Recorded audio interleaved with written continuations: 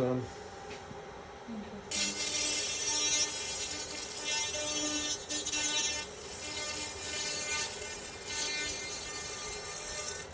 always refer this technology as the fire washing.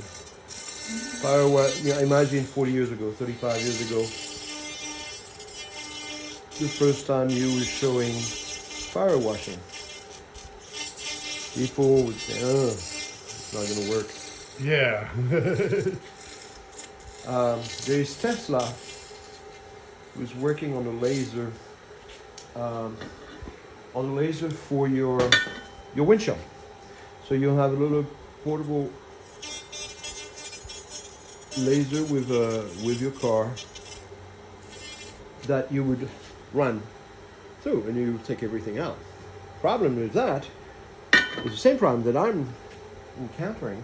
Is it's really, really hard to work with laser, with glass, with the laser.